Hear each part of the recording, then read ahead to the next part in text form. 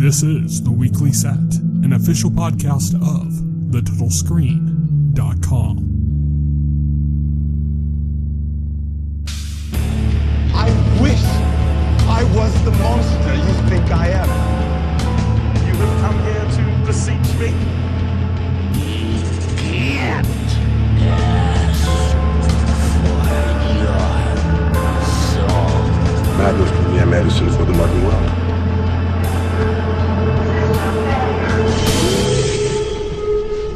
Hello, everybody, and welcome to The Weekly Set, the official podcast of The Total Screen. I am your host. My name is Tyson, and joining me today, as always, is my partner in crime here at The Total Screen, William Rohrig. Hello. So today, for episode 297 of the podcast, we will be discussing episode 3 of The Falcon and the Winter Soldier, Power Broker. So this, like usual, directed by Scary Coughlin, showrun by Malcolm Spellman. The one interesting thing in the credits here, though, is that this episode itself was written by Derek Kolstad, who was the creator of the John Wick franchise. Oh, okay. So you know that. I don't know that. so like, but it explains some stuff, I had right? No reaction to that. Yeah, all the stuff in Madripoor kind of had like a bit of a John Wick vibe to it. You know? Yeah, it did. Yeah, actually, it did. I got two vibes from the Madripoor stuff. I got John Wick and Black Panther were the two things, because it reminded me of that scene in Black Panther where were they in South Korea in Black Panther where they were like tracking down Claw. I believe so. It's been a while since I watched it. Yeah, they were in an Asian country. I think it was South Korea. It could have been Hong Kong or it could have been something else, but I think it was South Korea. But like, it reminded me of that. Like the city itself really made me think of that, you know? It had that same kind of look to it and stuff. But yeah, we're going to discuss three kind of primary topics in our discussion here. Baron Zemo, Madripoor, and then Sharon Carter, who showed up in this episode as well. Yeah, we finally got to see Sharon Carter again. Yeah, so we're going to discuss those three topics, and then we'll kind of go over some other like odds and ends that we might have missed after that. But let's start things off with Baron Zemo. So this is our first introduction to actually Baron Zemo, right? Not just Zemo. Yeah, because this is the episode where like he reveals that he's a baron, that he was royalty all along, which wasn't established in the MCU in Civil War previously. He flexes his wealth a bit. This obviously in the comics he's Baron Zemo, so this was done to bring the character more in line with its comics got counterpart. The mask too. He's got the mask, which, you know, there's no dramatic him becoming Zemo, like he takes on the mask and it's origin like big, story. Yeah. This big origin thing. It's just a mask that he has and that he apparently wears. So nothing like dramatic surrounding the mask like people thought. Like people, when they saw the promo material, oh, this is like, maybe this is the origin. This is where he really becomes Zemo. It's like, no, he just has that mask. There's kind of almost an implication that he's kind of always been that Zemo. Yeah. You know, that like, this isn't like, you know, it's not that he has that mask and then he's using it for that person, but that he's always kind of had somewhat shady dealings and shit. Yeah, that he's always been that person. The idea of this version of Zemo, the idea is that after what happened to Sokovia, he became radicalized. Mm-hmm. But yeah, there's obviously the implication that he's always been this shady person, even before that. So this episode, one of the first things that happens in it, and it was, you know, alluded to in the last episode, was that Sam and Bucky go to visit Baron Zemo in his cell in Munich, I believe. And Bucky insists that it should just be him that talks to him because Baron Zemo has a thing against Avengers and Falcon's an Avenger. For and obvious reasons. Falcon's like, yeah, but you were like his puppet. So are you sure you're okay? And he's like, psycho. Yeah. He's like, I worked through that. So Bucky goes through, meets him. First thing Zemo says to Bucky, he says the words. Rusted. Yeah. 17. Daybreak. Furnace. Yeah, 9. He says the words. He goes through all those words and... great. Now I'm brainwashed. Yeah. Now you can command me to do anything. Yeah, Bucky's like, that doesn't work on me anymore. No. Yeah. And Zemo said, I'm just interested in like how you'd react or something. And then he the old words. Yeah. And then he says, for my part, or like I'm genuinely sorry or something, you know, before like undercutting it by saying, but you were asleep for your prison. So it was like no big deal, you know? Yeah, really. Yeah. Not that, like, you know, now Bucky has to deal with the consequences of everything he did, you know? Yeah, right. But this leads to a breakout scene, and I like the way they did it because they did it with Bucky describing the potential breakout, intercut with the breakout happening. But like as Bucky's describing it to Sam, it's already happened. Well, yeah, because like Bucky goes up to Sam and he's like, "We need to break Zemo out," and Sam's like, "No, I'm not on board with that." And he explains it to Sam as a hypothetical, and then we see it happening. But then, like, yeah, he reveals at the end is like, well, I already did it. So gotta love me. Gotta love me. So I wasn't really asking for your permission, Sam. So they get Zemo out, they encounter his riches and resources, and they start working together with him. Yeah, they meet his butler. And they start working with him to try to find the super soldier serum that's out there. The one thing that, you know, that they would agree upon being a bad thing to be out in the world. Yes. And so they're working on that. Sam's kind of putting up the illusion, like, you're going to be on a tight leash. And Zemo's like, oh, yeah, sure I am. That's good. Okay. Yeah, right. Yeah, really. We get a few little playful bits and banter when they're on a plane where we find out that Bucky's notebook that was reminiscent of Steve's notebook is in fact Steve's notebook. That he took the notebook from Steve. So the one that's where Steve had been writing in all of his, like, you know, things he missed out on and stuff, like, that's the same notebook that Bucky's using to write in the people that he needs to get redemption from. Yes. So there's like a little moment with that, and that leads like Falcon to be talking to Bucky about, you know, like, oh, you got that? So have you listened to the music recommendation that Steve wrote in there? Steve loved it. And Bucky's like, I like 1940s music. But this ends up leading the three of them to go to Madripoor, which is a huge location in Marvel Comics. So as kind of the comic expert, is there anything you want to kind of let us know about Madripoor? Well, Madripoor is a location that is more significant in X-Men comics than any other comics. Mm-hmm. Yes. So the history of Madripoor in the Marvel Universe is it's best known because of its relation to Wolverine and the fact that the villainous Viper was a longtime ruler. More recently, it was the focal point of an alien invasion led by Khan, but was stopped by the X-Men. Afterwards, the new Scorpion traveled to the island to learn more about her secret past and her mysterious mother. So, yeah, I mean, it's a place in the MCU. But yeah, it's more significant to X-Men lore than anything, really. But that makes it kind of interesting for it to show up here. Yeah, it first appeared in an X-Men comic for the New Mutants, number 32. So, which means they probably never showed it before because it was literally under ownership of Fox until Disney bought them. Yes, exactly. Because I believe that's how the contract works. Like, whoever first shows up in the comics relating to those things, like that's how the rights divided, you know? Yeah, so it's interesting that the writers here picked Madripoor as a location for the show because, yeah, that is kind of throwing references in from the X-Men who have yet to be introduced into the MCU. Mm-hmm. So that's an interesting connection there. It's really cool too. It's a cool location that they developed for. Oh yeah, it's really cool the way it's set up, the way it looks. Yeah, as I mentioned, it has kind of a bit of a John Wick vibe to it, like the underworld kind of aspect of it, like really John Wick reference kind of stuff all over the place. Like even when they first come to the city and they're driving and like the motorcycles surround them and you get like the close up of the gun hanging over the shoulder of one of the motorcycle riders. It's like all that kind of stuff felt very John Wick. Yeah, you know? Very John Wick. I love like the fact like Zemo has them playing roles. He has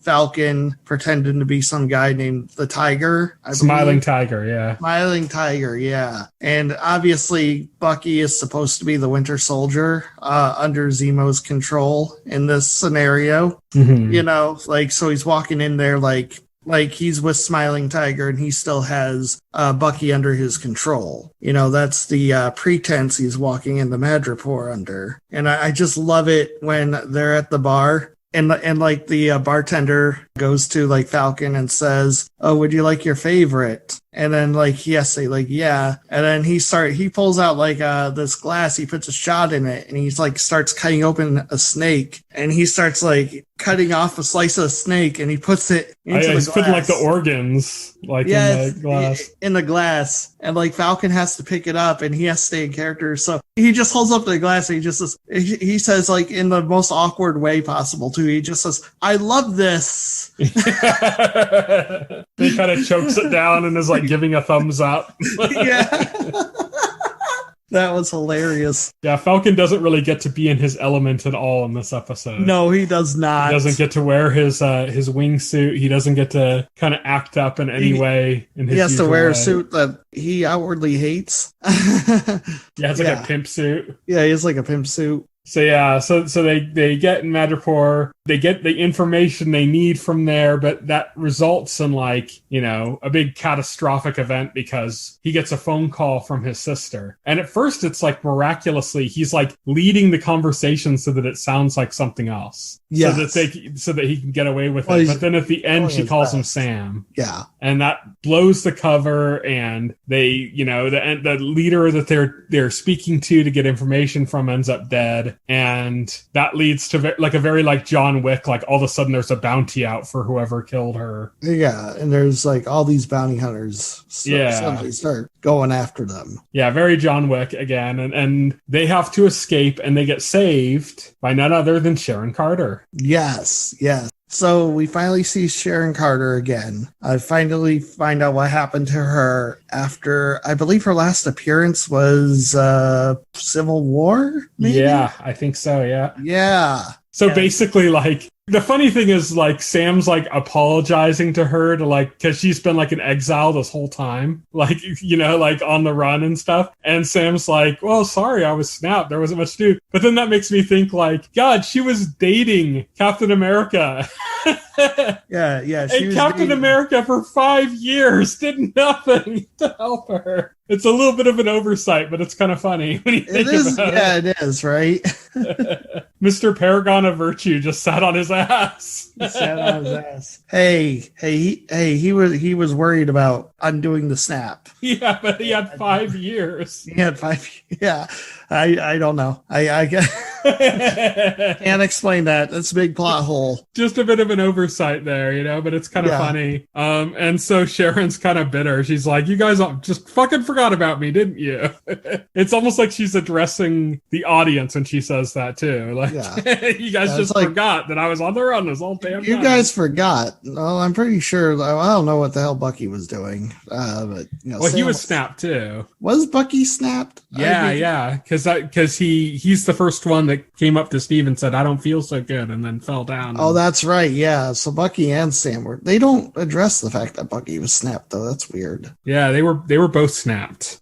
And Zemo literally doesn't give a shit about her. Like, so he was in prison too, so it doesn't matter. Yeah, he was. Yeah, that's true. He was in prison, so it doesn't matter. So I don't know what the hell she expected. I mean, Captain America has no excuse, but yeah, but they certainly Captain America and Black Widow and all those other people that were like. Well, Black Widow was dead. No, she died in Endgame. Oh, that's right. She died in Endgame. Yeah, that's right. So she lasted that full 5 years doing nothing. Doing nothing. She's mad at other people. You know, that's the thing. She's got right to be mad, just not necessarily at those two people, but you know, then again, they came back and it has been months, and it's like they hadn't even thought of her. Well, she's in another country. It's like but it's like it didn't even occur to them. Like, hey, remember Sharon? Didn't occur to me either. So it's that's why I said it's almost like she was addressing the audience when she was saying, right, yeah, you bitches forgot about me. You bitches forgot about me. Obviously, this is a very new Sharon Carter because she is she's very what's the word? Nihilistic, I guess.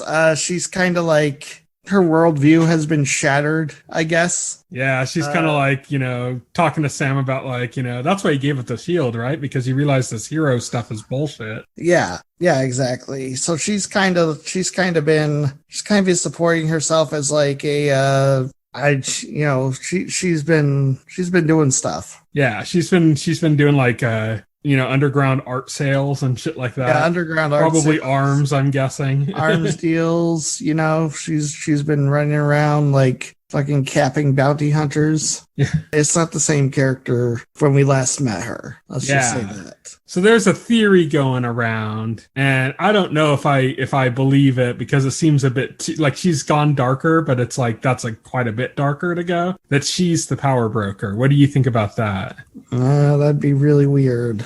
It'd be a bit too dark, right? It'd be a bit too much. I don't know. Because the power broker, like the role, at least in the comics, that wouldn't fit her at all to be doing that shit. Yeah, no, like she should have gone so far off the deep end. Yeah, like she may have gone dark, but like she's still Sharon Carter. She's not like going to suddenly become a supervillain. That's ridiculous. They do hint there's more to her. It's like this isn't probably not the last we're going to see of her in this series, you know? Right? Yeah, but she's not going to go full blown supervillain. Come on. Yeah. No, I don't believe those theories are nonsense. Those are the same people who said like Mephisto was going to show up in WandaVision. That never happened. God damn. Yeah. I can't imagine it. Just to me, that would be a negative turn for the MCU. It's not only that it's like I don't think that it's going to happen so much as like I don't think it should happen. Right. Like if it did, that would be like it's a step too far. Yeah, I agree. It's like you can have a character that was like a good guy turn and do a few bad things, and then you can have a character turn and like become like a serial rapist. That's the word I was thinking of. Disillusioned. Yeah. She's disillusioned. That doesn't mean she's ready to become a supervillain. Yeah, it's like you could have a main character that does some bad things, but if you have that main character become like a serial rapist, it's like a step too far. It's like an unredeemable path, like if she's like dealing in the super soldier serum that derives from what her ex-boyfriend, like that, it's just a bit too far. Like she understands the ramifications of that too much to be doing something what even like that. would her motivation for that be? Like power and money, and that just wouldn't make sense. And that wouldn't make sense for her character because her character was never driven by those things. Yeah, it'd be a step too far. You don't become like disillusioned. I mean, she's disillusioned. She's like, for her, like the facade has been broken, but that doesn't mean, oh, you know what? I'm going to suddenly be all about power and money now. Yeah. Like what? I'm just going to straight up be evil. I'm just going to straight up be, you know what? All this Captain America stuff was bullshit, so now I'm evil. Yeah. Yeah. Yeah, that would be a bit much. So I hope that doesn't happen, and I don't think it will. No, I don't think it will. So that kind of covers like our three main topics, but we should talk about, there's kind of one key event that we need to talk about that happened in Madripoor. And it was the scientist, right? Yes. They tracked down the scientist who claims responsibility for recreating the super soldier serum. He created 20 doses, he said. Things go sideways. Zemo kills him. The lab gets blown up. There's a big gunfight, bunch of other stuff. But the main takeaway is that he confirmed that he reworked the super soldier serum, that it works in a more stealthy way because it doesn't like bulk people up. It makes them strong, but not like look bigger, and that the process of injecting them no longer requires like a giant, like metal shell casing like they had to use for Steve. Like, so he kind of, he implies all of that information, or drops all of that information. There's 20 doses that the Flag Smashers took all of the doses, all 20 doses, and they used 8 of them, which means that there's 12 more doses out in the wild. And those are apparently in the hands of the Flag Smashers. Yes. So apparently the Flag Smashers got them. Of course, the scientist is in Madripoor. He's trying to make more doses of that for the power broker. And there probably were some more. They showed some, when the lab was like burning, they showed some close-ups of vials and stuff that implied that he was either right on the verge of more doses or that he had more doses there, but they're gone now. Yeah, either he had more doses or they could have been doses in development. There's whatever, no they're gone now. Finished. Yeah. But they're gone. And Zemo just straight up murders him because Zemo is Zemo. It almost looked like he was breaking apart from the group there. Like he was. Did. I thought that was like going to be like, because he runs, he did something dramatic that obviously neither Sam or Bucky approve of, and then he runs away. So I thought like he was done being with the group. But then he pulls up in a sports car and says, "Gotta love me." Gotta love me. Yeah. Well, he shows up at the end because like Sam and Bucky are cornered by the bounty hunters, and Sharon is overwhelmed too at that point because she's been like fighting them off, and it looked like they were going to get to him, and then Zemo just shows up, takes them out single-handedly, and then rolls up in his car and tells Sam and Bucky to get in. It's they do a little callback to the Civil War scene where Bucky was in the back seat and Sam was and Bucky was like, "Are you going to can you move the seat up?" And Sam's like, "No." And here they did like the reverse of it where Bucky's in the front seat and Sam's like, "You're not going to move the seat up, are you?" And Bucky says, "No." Yeah. Bucky got a little revenge for the seat. So that was kind of a little funny callback to Civil War there. I'm trying to think of other things that we need to kind of address. One thing I saw that was kind of interesting, like this isn't a topic I knew about, but it's like upon, doing some research to get the show notes together for this, I came across the story of Henrietta Lacks. And so we talked about before that the character of Isaiah Bradley was heavily based on like the Tuskegee syphilis study. And there's an implication here that the idea of like using floating genetic material from an unknown test subject to recreate the super soldier serum and how that was used is actually like playing into the story of Henrietta Lacks, who was a black mother. She was treated for cancer. She died. And some of her cells that were in a lab, like miraculously, like something was different about her cells and other people's cells. And through that, they were able to use the cells to study to produce like all sorts of medical research, including the discovery of the polio vaccine. Of course, because she was a black woman, like they never gave her credit. They never like informed her family. Her family didn't have any consent about them using the biological material of their ancestor, I should say.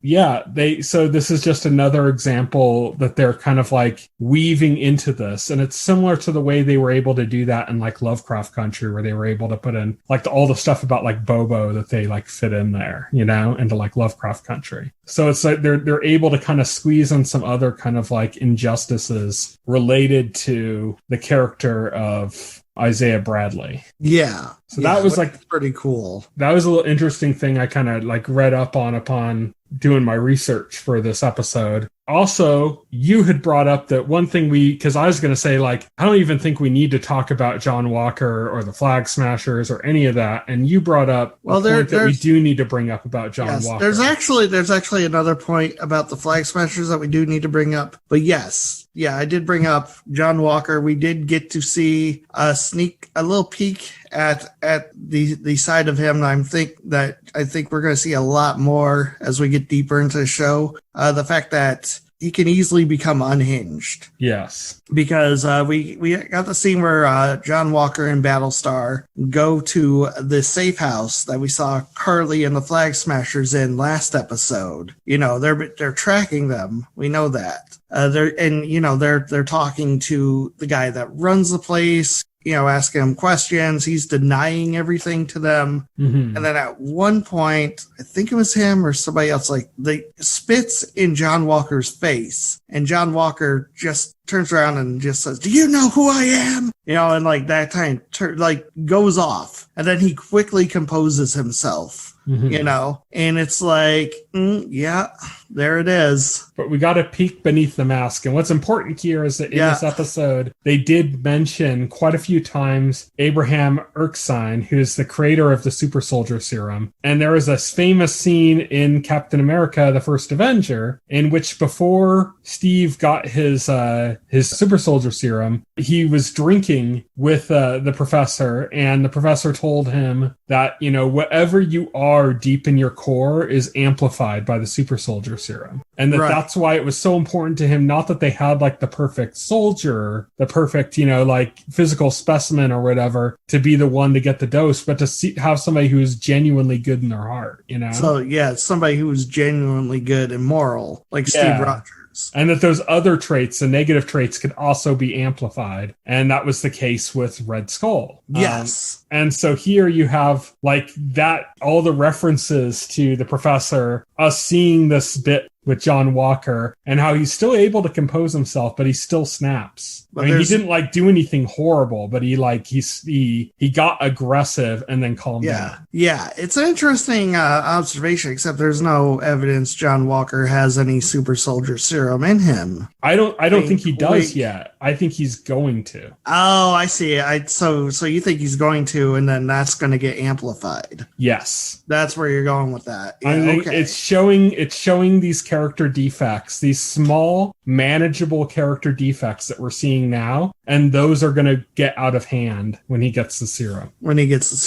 Yeah, I think you're correct there for sure. And the other thing about Carly is in this episode, like, she goes to a target. She actually bombs one of her targets. She kills like a bunch of people. This is a big escalation of the Flag Smashers, like what they're doing, because prior to this, there's no evidence they murdered anybody. Yeah, like even Dovik, who's the name of one of her fellow Flag Smashers that she talks to, it's kind of like her second in command, kind of even calls her out on that, So it's like there were people in there. Yeah, there are people in there. And then she basically like justifies it, like this is what needs to be done. This is how they play. Similarly to how we talked about. She says this is the only thing they understand, is what she says. Yeah. Similarly to how we said that John Walker's negative traits could be amplified, here we can get a hint that perhaps her negative traits were amplified, allowing her to do something like this. Yeah, exactly. So that's kind of interesting. And then kind of like the last, I think, real point to bring up in this episode is at the very end of the episode. And that's after they've left Madripoor and they're, I can't remember where they are. They're in some other country. Bucky breaks off from the group. He's all like, oh, you guys go ahead. I'll be there in a second. And he goes and he starts picking up these little metal beads that look quite familiar. Yeah, quite familiar. He goes into an alley and he stops and he says, like, I knew you were going to be here or something. He makes some comment like that. And he turns around and sitting there right in front of him is Ao, one of the Wakandan soldiers, one of the bald woman soldiers. Yeah, and she's there for Zemo. Yeah. Which he just escaped, so word travels fast, apparently. I was like, damn, okay. Well, we know Wakanda has spies. They mentioned that in the Black Panther movie that they had spies. They have spies, yeah. So they got their information and they're like, okay, Zemo's back in play. If Zemo's back in play, then we want him dead. Yeah. Oh, yeah. He orchestrated the murder of Wakanda's king. So, that's not something they're going to forget. Yeah. So this is interesting. This is bringing Wakanda back, and they've referenced Wakanda a few times in the last couple episodes. As I said, in this episode, like, we got both this kind of John Wick vibe, but we also got a bit of a Black Panther vibe in the stuff in Madripoor. And for like actual Black Panther stuff to like find its way into the story now is like really cool too. So we'll have to see where that's going. I'm sure she's going to have more of a presence in the season as it continues on. Maybe just in an episode or two, or maybe for the rest of the season. I mean, there's only 3 episodes left, so so an episode or 2 or 3 is what she has the chance of being around for. And that's pretty much it for the episode. Do you have any overall kind of thoughts so far in the series? Where are you at right now? Are you happy with its direction? I'm happy with its direction. I think it's done very well, I think Madripoor was super cool. Madripoor was super cool. It was super awesome to see it. Really cool to get that X-Men connection since, it's going to be a while, apparently, before we get any X-Men into the MCU proper. So having that little tidbit was neat. And yeah, just really cool episode. I loved the surprise appearance at the end. Like, yeah, super satisfied with this episode. Yeah, I liked it. I think the only thing that's kind of a little bit of a downer note is that, Sam was basically grounded the whole episode. Yeah, but Sam's gonna get his moments. He's gonna get more moments. Yeah. So it's fine. It'd be cool to see some more flying around shit. Sam got a big moment at the beginning of the series. Yeah, he got the flying around and doing his thing. Yeah, so it's fine. It's fine. Yeah, we'll get more Sam. We'll get more Sam. Or should I say more Falcon? Because we did More have plenty of Falcon. Sam. It's more Falcon. So we know the end of the series is going to see Sam taking up the shield. So he'll get his moment. Yeah, I'm excited. And we're going to be talking about that next week as well. We're going to be talking about episode 4. And then after that, we're going to be taking a break. So we're doing episode 4 next week. Then we're taking a week off. And then we're going to come back and do the last 2 episodes of the series in one podcast. So that's how we're going to end up running it. We're doing that just so that we can be very OCD and line up our episode 300 and not be about Falcon and Winter Soldier. We want to do kind of our own thing since it's going to be the last episode of this podcast before we start up our new one. So just in order to do that, we're going to take a week off just so that we can get those numbers to line up correctly. So it's a little bit ridiculous, but we're gamers, which means that we automatically have some level of OCD, right? Yeah. We have to respect the numbers. So all that we have left to do is talk about what's coming up in the next couple of weeks. We're recording this on Monday, April 5th. Family Reunion came to Netflix today. On Tuesday, April 6th, Chad comes to TBS. On Wednesday, April 7th, Exterminate All the Brutes miniseries to HBO. Home Economics to ABC. Queen of the South to USA. The Kung Fu series, a new remake of the old Kung Fu series, to the CW. And Snab a Cash to Netflix. On Thursday, April 8th, Rebel to ABC.